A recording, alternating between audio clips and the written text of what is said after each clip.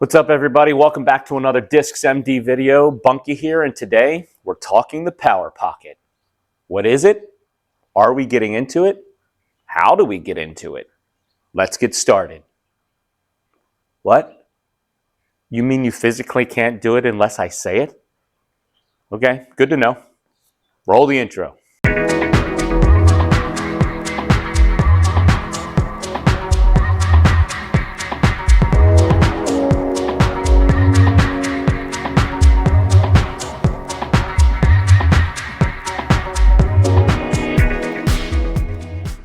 Okay, before we get started, I just want to address the fact that yes, I am in my garage. Today is cold and rainy outside, but I really wanted to get this video recorded and edited and out the door. Second, shout out to Tanya from Power Disc Golf Academy. A conversation that I had with her on the Facebook group is really the catalyst for this video. So thank you to her for the idea, and I really hope this is a sufficient explanation for what I posted in the Facebook group. And if you're not part of Power Disc Golf Academy, you're missing out on all these conversations and us as Academy members making each other better by sharing information with one another. That's on top of getting world-class instruction by one of the best in the game, Paul Ulibarri. So here goes nothing. Everybody talks about getting into the power pocket when you're throwing a disc, and it looks sort of something like this. Your arms at 90 degrees, disc into your chest. And I always thought that this was a natural position that your body would get into when you're throwing a disc, right? They teach, back behind you and pull through, right? You pull through into the power pocket and then release the disc. But it's not natural for me. I find that I have to intentionally force myself to get into this position or I won't do it. The biomechanics of the way my body works is I want to drive with my hips and my core and drag my arm through, which will look something like this, right? So my arm never gets to a 90 degrees. It's always at like 120 degrees, evidenced by this snapshot.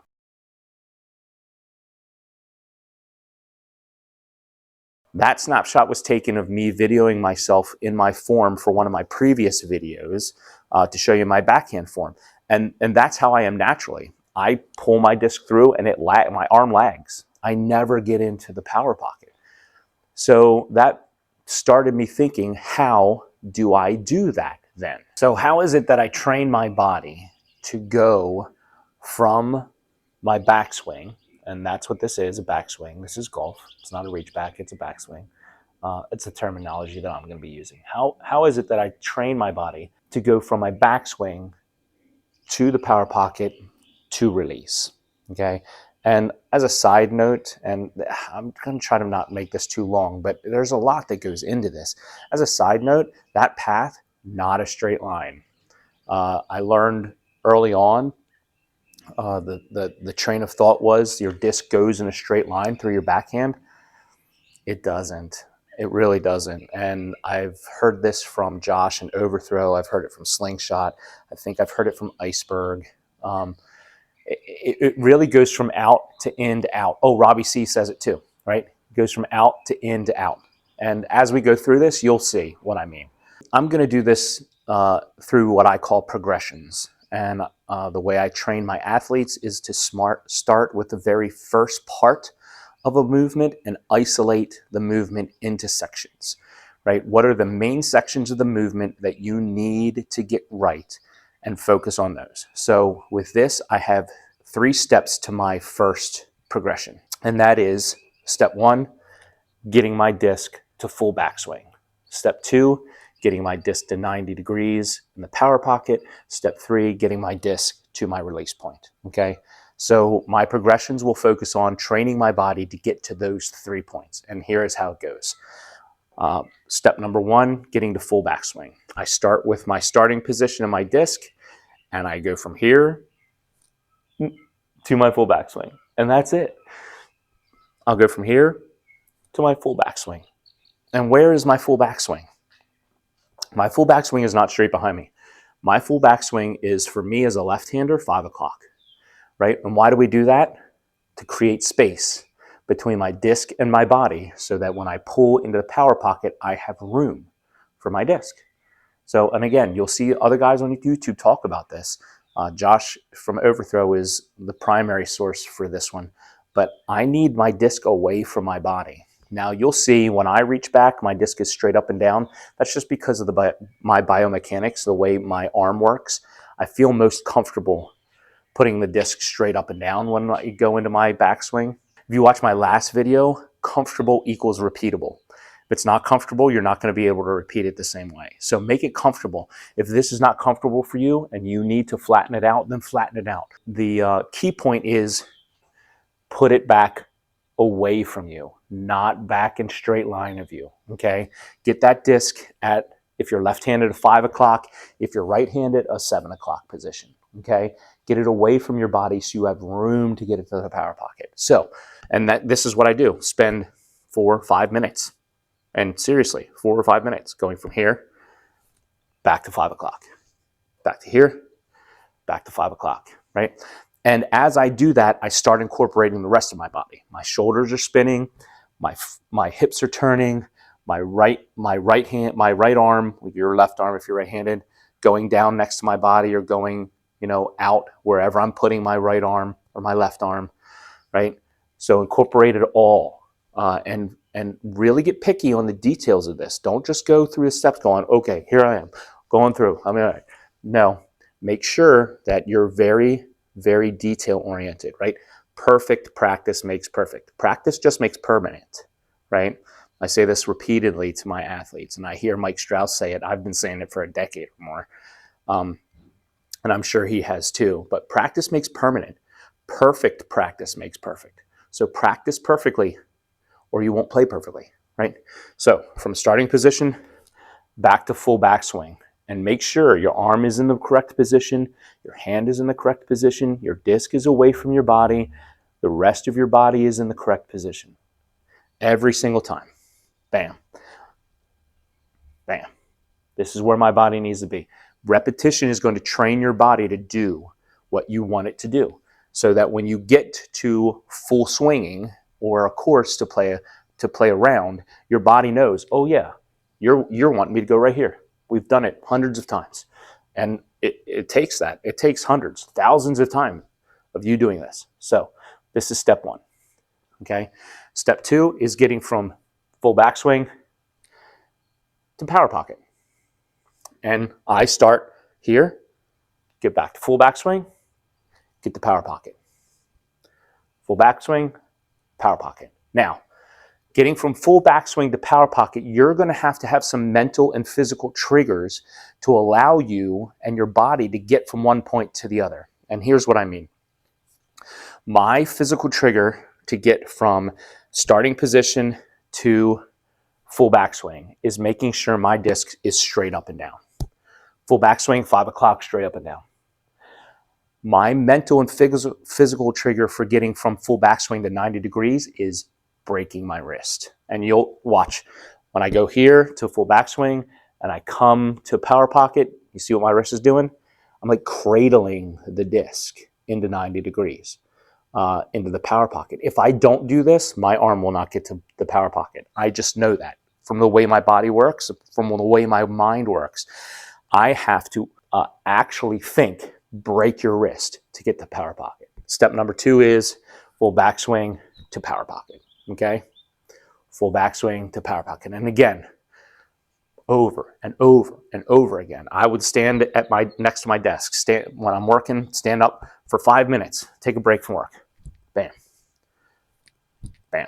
Okay? And again, as you get used to your arm moving in this manner, and again, very deliberate, very specific, very detailed, don't get sloppy, okay? I start incorporating my hips, right? So now you see my right hip is starting to rotate when I get from full backswing to power pocket, okay? Because that's what my body's going to do in my backswing. So I need to train it to do it, okay? All right, third step in the progression is power pocket to release, okay? So third step in the progression is starting position, full backswing, power pocket, release. Third step. Okay, notice my release. nose angles down, disc position, right? I'm not getting to power pocket and just doing this, because that's training my body to do something imperfectly. I'm not going to do this on the course. I'm not going to do it while I'm training my body. Make sure you're very specific. Power pocket to release, nose down, disc angle where you want it. And also notice from power pocket to release, it's just extending my arm. And my release is not 12 o'clock. My release is at 1 or 1:30. For a right-hander, your release will be 10:30 or 11 o'clock. And here's why. Disc golf is a rotational sport. So if I were to come through with my 90 degrees to my release straight in front of me, my body is rotating as I'm doing this. And naturally, the disc is going to have, for me, a right to left movement, and for a right-hander, a left to right movement, because my body's rotating. So if I get my disc to 12 o'clock, I'm rotating, my body's going to want to pull my disc from 12 o'clock to 12:30 or 1 o'clock. So my disc is going to be right of where I want. Me as a left-hander, it's going to be left of where I want. So if I think about getting my disc to 10 o'clock or 10:30, my rotation will pull it so then it's at 12 o'clock when I release. Or the trajectory of the disc will go to 12 o'clock and my accuracy improves. So power pocket training is not just about power, it's also about accuracy. Okay, so those are the 3 steps of phase 1. Getting the full backswing, do that repeatedly. Getting the full backswing and 90 degrees, your power pocket, do that repeatedly. And then finally getting to release, making sure your disc angle is good and your nose angle is good. 3 steps to phase 1. So now that we have phase 1 under wraps, we move on to phase 2. And phase 2 is all about making this pattern fluid and then actually releasing the disc. So you're not going to get to the course and get on the tee pad and go full backswing, power pocket, release, and then throw the disc. That's just not how it works. It's a fluid motion. So you need to train your body how to get between those 3 points fluidly. And start slow at first, right? Just pick up the timing, right? So my initial one is here, here, here, here, here, here, right? That's my initial phase 1 approach. Phase 2 approach needs to pick the pace up of that timing. Here, here, here, here, here, here, here, here, here, right? Now I'm doing it faster and faster, like immediately, because I've been doing this for like 4 days now. Do it slowly, right? Take a full 20 minutes, or maybe not 20 minutes, that may be a little drastic, but take a full session and just, right, speed it up a little bit, right? And over time, you'll feel when your body gets it, right? To the point where the end of this step of the phase needs to look like this, okay? From here to there. And my release is right there at 10 o'clock, right? So that's step 1 of phase 2, making it fluid. Step 2 of phase 2 is actually releasing the disc. Now, when you're making it fluid, please do not go full speed. This is the fastest I ever got with phase 2, step 1, okay? Don't go full speed or you're gonna start throwing your elbow and your shoulder out. Dry firing, I've heard this on Power Disc Golf Academy and I love the analogy. Don't dry fire a bow. You don't do it, right? So don't go full speed unless you're gonna release the disc, okay? So this is gonna require a net, and I have mine set up right in front of me.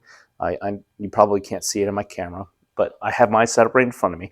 And what I wanna do is I wanna pick a spot that is in front of my body in the net that I wanna hit with my disc every time it's released. And then I wanna go through my fluid motion and release the disc into the net and make sure I hit that spot in my net every single time. So I'll have a stack of 10 discs in front of me and I'll just grab them one by one, start here and throw it into my net. Making sure I hit the spot in the net that I want to hit, right? Right? And that's step 2 of progression 2. Standing still and just fluidly going through my motion and releasing into the net. And almost quite literally, over a day's span, I'll put probably 200 throws into a net to get my body trained exactly how it feels to get through that progression, okay? From full backswing to cradle 90 degrees to release into the net at the spot I want it. And that's phase 2, step 2. So let's move on to phase 3. Phase 3 is in 2 steps as well. Phase 1, again, like step 1 of phase 2, it's something that I get faster and faster at, and it's putting the X step timing with my arm. So I'm going to move the camera back a little bit to show you my feet and how I'm timing it up. And this is all from Paul Uleberry. This is what started this whole thing, as a matter of fact. I'm not trying to usurp Paul here in coaching. I'm not a coach. I'm trying to show you what worked for me from learning from Paul. So I'm learning my X step from Paul, and that was the catalyst of this whole arm thing. So as I'm going through my X step, following the coaching of Paul Uleberry, I'm putting this all together. So I'm just showing you how I'm doing that. So let me move my camera back, and then I'll be right back. So I hope you can see my legs. This is phase 3. And step 1 of phase 3 is really just walking through step by step where my arm needs to be in my X step, right? So my X step is I step, plant, X step, plant, right? That's my footwork, right? So it's 5 steps. I start with my right foot. Right foot is a step forward. Then I turn my plant foot with my left foot, X step behind with my right, and then plant again with my left. And that's when I throw my disc, okay? So the timing with Paul is left hand to right leg.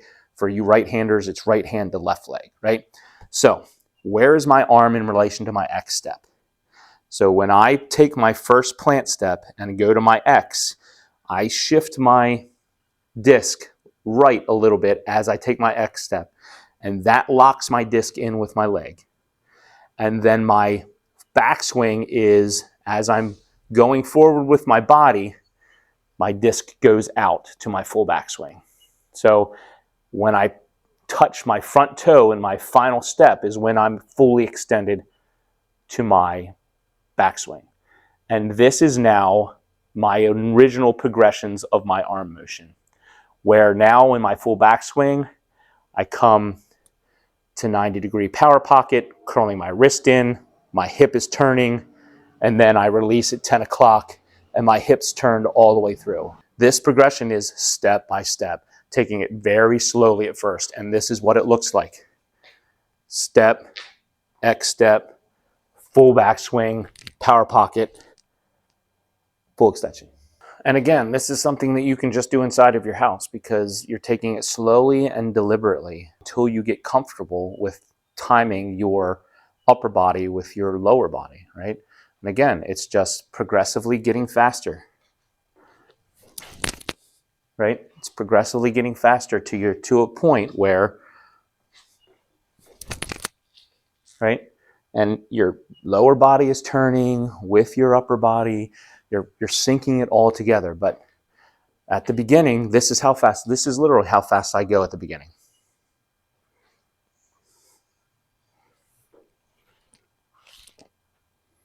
And that was it until I got to the place where I could speed it up and feel comfortable that every aspect of my throw is exactly where I needed it to be when I needed to be there. And that's step 1 of phase 3. Step 2 of phase 3, you have to do outside, and you have to do in front of a net. Again, you're not dry firing a bow. If you're going full speed or even 70%, let go of the disc. Please don't injure yourself. But it is just taking the final step to releasing the disc into the net. And that was a horrible throw because I haven't been practicing. But let me let you see it again.